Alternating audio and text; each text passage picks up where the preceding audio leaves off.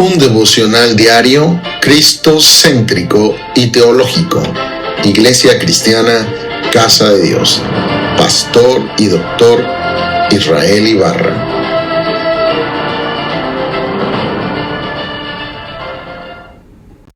Devocional de hoy, 13 de julio del 2026.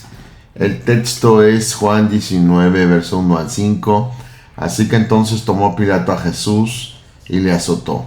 Y los soldados entretejieron una corona de espinas y le pusieron sobre su cabeza y le vistieron con un manto de púrpura y le decían: «Salve, Rey de los judíos», y le daban de bofetadas.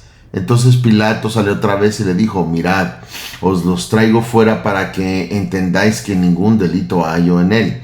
Y salió Jesús llevando la corona de espinas y el manto de púrpura, y Pilato le dijo: «He aquí el hombre».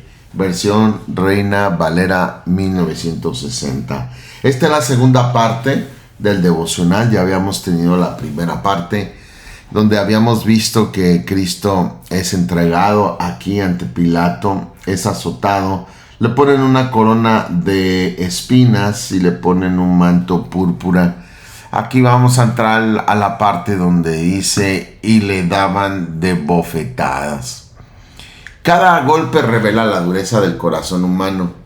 Aquel rostro que los ángeles contemplan con adoración fue golpeado por hombres pecadores. Se cumplían así las palabras del profeta Isaías 50, verso 6. «Di mi cuerpo a los heridores y mis mejillas a los que me mesaban la barba. No escondí mi rostro de injurias y disputos». Sin embargo, no respondió con ira, porque Él es el príncipe de paz. Pedro testifica: quien cuando le maldecían no respondía con maldición. Cuando padecía no amenazaba, sino que encomendaba la causa al que juzga justamente, dice primera de Pedro 2:23. Aquí contemplamos la perfección moral del Salvador. No solo sufrió con absoluta santidad. No solo soportó la injusticia, la soportó sin pecado, confiando plenamente en el Padre. La reflexión es muy adecuada para este pensamiento. Cada espina colocada sobre la cabeza del Señor nos recuerda la gravedad de nuestro pecado. Cada golpe nos habla del costo de nuestra redención. Cada burla pone de manifiesto la paciencia infinita del Salvador. No podemos contemplar este pasaje superficialmente. Debe llevarnos a la adoración. El Rey de Gloria aceptó ser tratado como un criminal para que nosotros, siendo culpables, pudiéramos ser reconciliados con Dios mediante su sacrificio. No hay mayor demostración de amor que la del Hijo Eterno de Dios, humillándose voluntariamente para cumplir la voluntad del Padre y rescatar a los pecadores. Pocas declaraciones pronunciadas por los labios incrédulos han tenido tanta profundidad como estas palabras de Pilato en Juan 19, donde nos dice: «He aquí el hombre», en el versículo 5. Pilato no pretendía hacer una declaración doctrinal.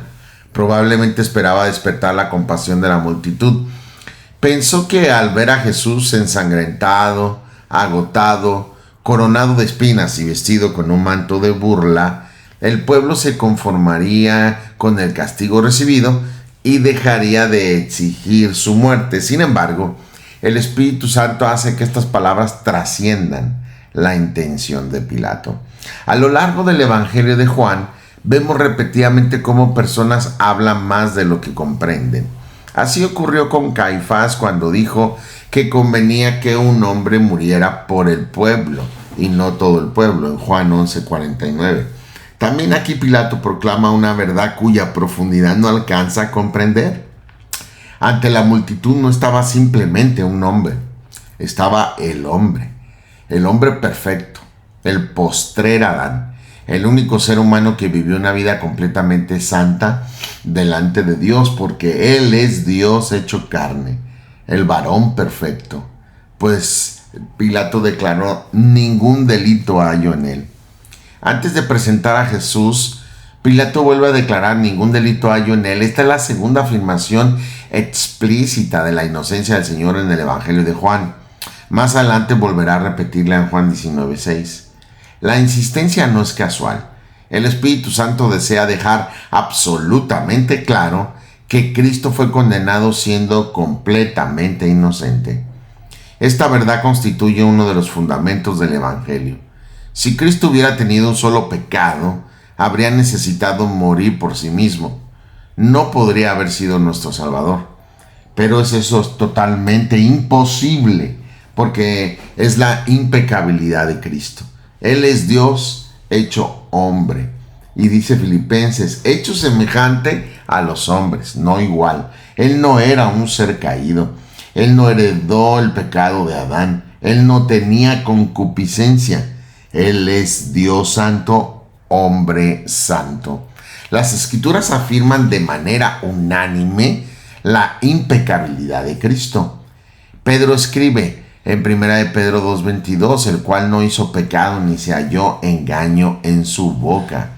El apóstol Pablo en 2 Corintios 5:21, al que no conoció pecado, por nosotros lo hizo pecado, para que nosotros fuésemos hechos justicia de Dios en él.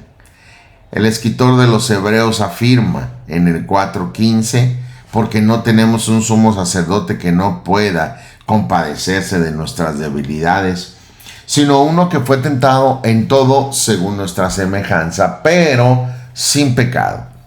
También añade en Hebreos 7:26, porque tal sacerdote nos convenía, santo, inocente, sin mancha, apartado de los pecadores, hecho más sublime que los cielos. Primera de Pedro 3:18 declara: el justo por los injustos, para llevarnos a Dios. Esta es la impecabilidad de Cristo. Él no podía pecar simple y sencillamente porque es contrario a su naturaleza, porque Él es santo. La impecabilidad de Cristo no es un detalle secundario, es esencial para comprender el valor infinito de su sacrificio. Solo un cordero sin mancha podía ofrecerse por los pecadores. A través de los años he escuchado a muchos pastores argumentar que Cristo podía pecar, pero no lo hizo. Qué bueno, pintándolo como un héroe que venció para no pecar. Pero eso es una comprensión equivocada de la Biblia. Lo que la Biblia dice no es que Jesús podía pecar, pero no lo hizo. Lo que la Biblia dice es que Él no podía pecar. Era contrario a su naturaleza. Él es Dios, Él es santo, nunca dejó de serlo. Al venir como hombre sucedió ese milagro de la simbiosis, esa unión hipostática, la unión de dos naturalezas, que es Dios santo perfecto, hombre santo perfecto. Nació sin pecado, vivió sin pecado y murió por nuestros pecados, porque el pecado nada tiene que ver con Cristo. El mismo Jesús declaró, hablando de Satanás: él nada tiene que ver en mí. Por eso que quede claro que la impecabilidad de Cristo demuestra que Él no podía pecar porque es Dios. Entonces es muy importante que entendamos esto. Dice el texto: salió pues Jesús. Juan utiliza una expresión sencilla: salió pues Jesús. Pero ¿qué escena tan solemne? Sale el Rey del universo, sale el Creador de todas las cosas, sale el Verbo eterno hecho carne, sale el pastor que da vida por las ovejas, sale el Cordero preparado desde antes de la fundación del mundo. No sale con una corona de oro, no sale rodeado de ángeles, no sale revestido de gloria visible, sale cubierto de heridas, con sangre sobre su rostro, con espinas sobre su cabeza, con un manto puesto para ridiculizarlo. Sin embargo, nunca había sido tan gloriosa su obediencia. La gloria de Cristo no consiste solamente en su poder, también resplandece en su humildad. El Hijo eterno hecho carne glorifica al Padre obedeciendo hasta el extremo. La corona de espinas y el manto permanecen sobre él, ya que Juan destaca que Jesús sale llevando la corona de espinas y el manto púrpura. El Espíritu Santo llama nuestra atención sobre estos dos elementos. La pregunta es ¿por qué? Porque representan dos grandes realidades.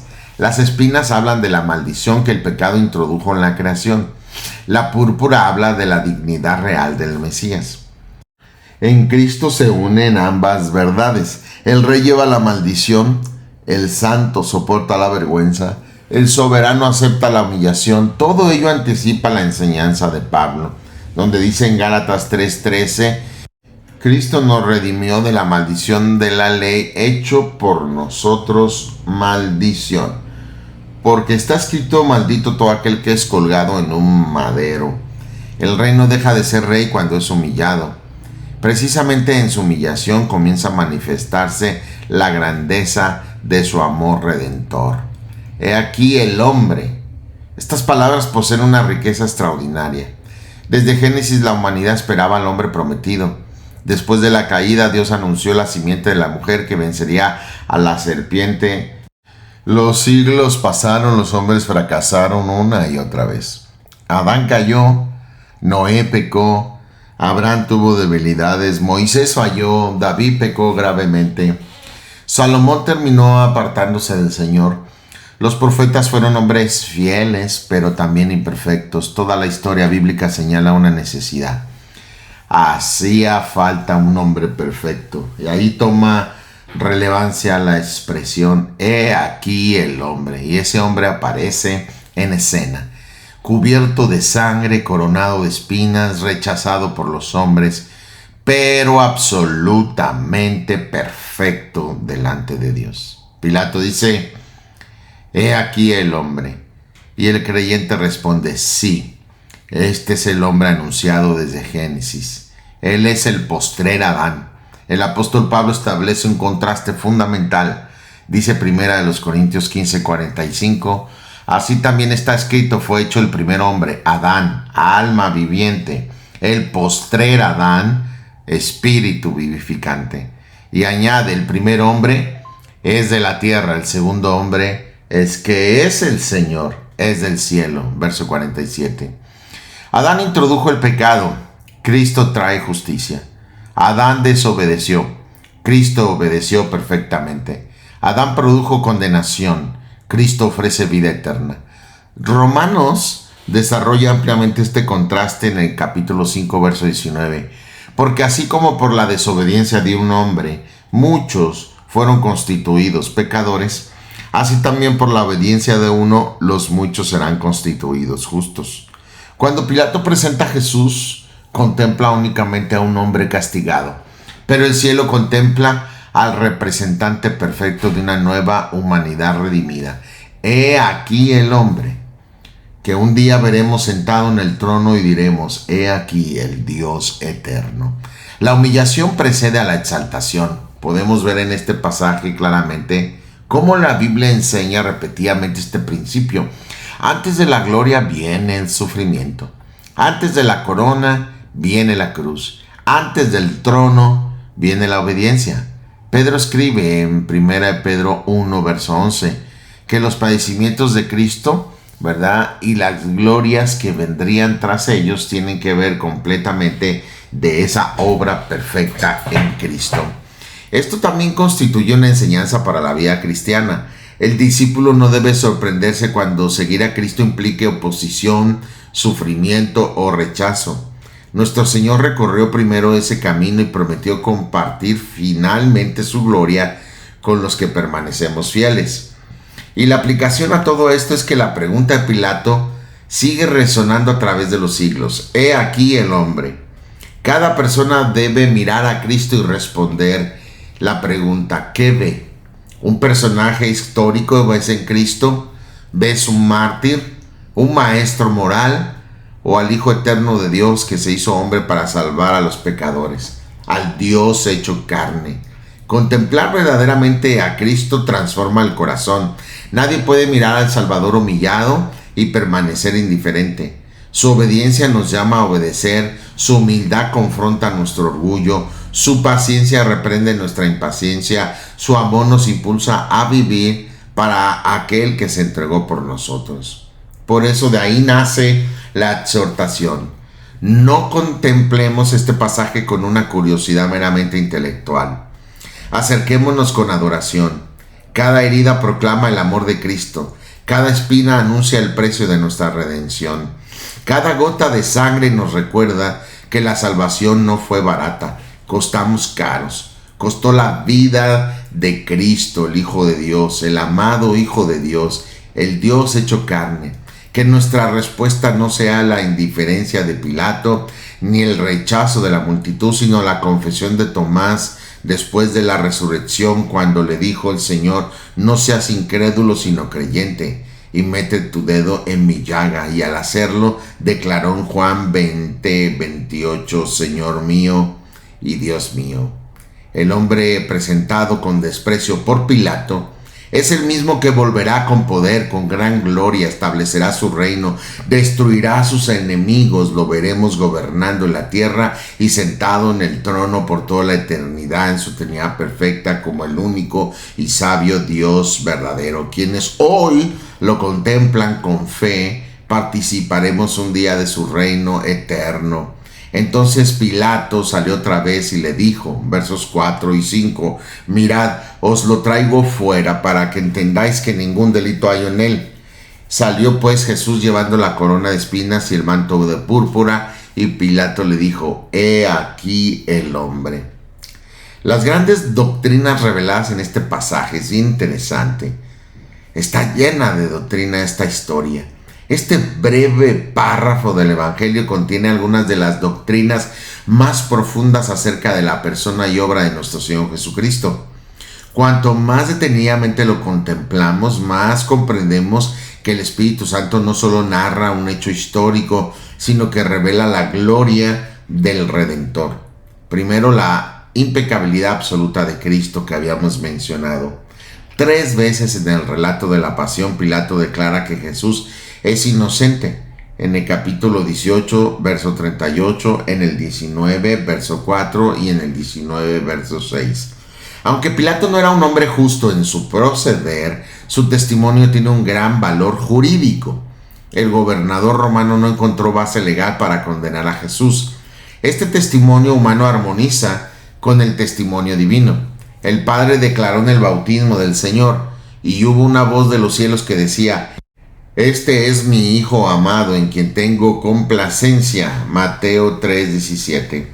Y nuevamente en el monte de la transfiguración, en el capítulo 17, verso 5, dice: este es mi Hijo amado, en quien tengo complacencia, a él oíd. Los apóstoles también afirmaron esta verdad, ya que el apóstol Pedro escribió en el capítulo 1, versículo 18 y 19, que sabiendo que fuimos rescatados de nuestra vana manera de vivir, la cual recibimos de nuestros padres, no con cosas corruptibles como oro y plata, sino con la sangre preciosa de Jesucristo, como de un cordero sin mancha y sin contaminación, ya destinado desde antes de la fundación del mundo, pero manifestado en los postreros tiempos por amor de vosotros. Pablo declaró en 2 Corintios 5:21: al que no conoció pecado, por nosotros lo hizo pecado, para que nosotros fuésemos hechos, ¿verdad?, justicia de Dios en él. Y Hebreos 7:26 declara: porque tal sacerdote nos convenía, santo, inocente, sin mancha, apartado de los pecadores y hecho más sublime que en los cielos. La perfección moral de Cristo es indispensable para la obra de la redención. El sacrificio aceptable delante de Dios debía ser completamente santo. Si el Señor hubiera tenido pecado, habría necesitado un Salvador, pero precisamente porque era absolutamente perfecto, pudo ofrecerse como el sacrificio definitivo por los pecadores. El punto a resaltar también es la humillación voluntaria de Cristo. Nada de lo ocurrido aquella mañana fue una derrota para él. Él mismo había dicho: nadie me la quita, sino que yo de mí mismo la pongo, en Juan 10:18. La humillación del Señor fue completamente voluntaria. No perdió su gloria esencial, no dejó de ser Dios, no disminuyó su poder. Lo que contemplamos es la manifestación perfecta de su obediencia. Pablo resume esta verdad de manera sublime: haya pues en vosotros este sentir, que el cual hubo también en Cristo Jesús, el cual, siendo en forma de Dios, no estimó el ser igual a Dios como cosa a que aferrarse, sino que se despojó a sí mismo, tomando forma de siervo, hecho semejante a los hombres. y estando en la condición de hombre se humilló a sí mismo, haciéndose obediente hasta la muerte y muerte de cruz. Filipenses 2:5-8. La humillación de Cristo no consiste en dejar de ser quien es, sino en aceptar libremente el camino del sufrimiento para cumplir la voluntad del Padre y salvar a los pecadores. También podemos ver la soberanía de Dios sobre la historia. A primera vista parece que Pilato, los soldados y los líderes judíos controlan los acontecimientos. Sin embargo, las escrituras muestran otra realidad. Muchos siglos antes Dios había anunciado que el Mesías sería despreciado, Isaías 53:3, que sería herido, Isaías 53:5, que sería objeto de burlas, Salmos 22:7, que sufriría sin abrir su boca, Isaías 53:7, y así muchas más profecías, ya que hay 333 profecías de Cristo y muchas de ellas hablan acerca de su sufrimiento. Nada escapó al conocimiento del Padre. Los hombres actuaron libremente y son responsables de sus acciones, pero Dios en su perfecta sabiduría llevó adelante sus propósitos redentores sin que la maldad humana pudiera frustrarlo. Esto fortalece profundamente nuestra confianza. El mismo Dios que gobernó cada detalle de la pasión de Cristo sigue gobernando la historia y sostiene la vida de todos los que somos ahora sus hijos con perfecta sabiduría. El verdadero rey se revela en la humillación. Los soldados quisieron ridiculizar a Jesús como un rey derrotado. Le dieron una corona de espinas, le vistieron con púrpura, lo saludaron con burlas, pero sin saberlo proclamaban una verdad. El Señor sí es rey, no solamente de Israel. Él es el rey eterno anunciado por los profetas. Su trono no depende del reconocimiento humano. Su reino no puede ser destruido. Su autoridad procede del Padre. Precisamente cuando parece más débil es cuando está venciendo al pecado, a Satanás, a la muerte, mediante el camino de la cruz. La verdadera grandeza del reino de Cristo no se manifiesta por la fuerza de las armas, sino por el amor sacrificial del Rey que entrega su vida por su pueblo. Otro punto es que Cristo es revelado en este pasaje de una manera extraordinaria, porque al contemplar a Jesús en Juan 19, versos del 1 al 5, vemos resplandecer múltiples perfecciones de su carácter. Aquí vemos su santidad, porque ninguna acusación pudo ser probada en contra de él, porque no hay pecado en él. Vemos su mansedumbre, porque soportó los insultos sin responder con violencia. Vemos su obediencia, porque permaneció firme en el camino señalado por el Padre. Vemos su amor, porque aceptó voluntariamente el sacrificio por aquellos que merecíamos el juicio. Vemos su majestad, porque aún cubierto de sangre y de espinas, sigue siendo el Rey de Gloria. La cruz no disminuye la gloria de Cristo, la revela en una manera que ningún trono terrenal podría hacerlo. ¿Cuál es la aplicación a nuestra vida de toda esta enseñanza? Contemplar al Señor en este pasaje debe producir un profundo cambio en nuestro corazón. En primer lugar, destruye todo orgullo. Si el Hijo de Dios se humilló de esa manera para salvarnos, ¿cómo podríamos nosotros buscar constantemente la exaltación personal? En segundo lugar, fortalece nuestra paciencia en las pruebas. Cristo soportó la injusticia confiando plenamente en el Padre. Cuando enfrentamos oposición por causa del Evangelio, recordemos que seguimos los pasos de nuestro Maestro. En tercer lugar, aumenta nuestra gratitud. Cada espina, cada golpe y cada burla nos recuerdan el precio infinito de nuestra redención. No fuimos rescatados por nuestros méritos, sino por la gracia manifestada en el sacrificio de Cristo en esa cruenta cruz. Finalmente, este pasaje nos impulsa a vivir para Cristo, a consagrar nuestra vida a Él. Quien contempla al Rey humillado no puede permanecer indiferente. El amor de Cristo nos llama a una vida de obediencia, santidad y servicio. Y por eso nace esta exhortación. Pilato dijo: "He aquí el hombre". Hoy el Espíritu Santo dirige esa misma invitación a cada lector, a cada escucha, a cada persona que está escuchando este devocional, donde el Espíritu Santo nos dice a cada uno de nosotros: miren al Señor Jesucristo. No miren primero las espinas, miren al Rey que las llevó. No miren solamente la sangre, miren al Cordero que la derramó voluntariamente. No miren únicamente la humillación, miren el amor infinito que resplandece en ella. La iglesia necesita volver continuamente a contemplar a Cristo. Cuando nuestra mirada se aparta de Él, el servicio se convierte en rutina, la adoración pierde su fervor y el amor se enfría. Pero cuando fijamos nuestros ojos en el Salvador humillado y glorioso, el corazón vuelve a llenarse de gratitud, reverencia y esperanza. Vivamos cada día recordando que seguimos a un Rey que venció mediante la obediencia, que conquistó mediante el amor y que triunfó mediante la cruz. Aquí nacen los motivos de nuestra adoración.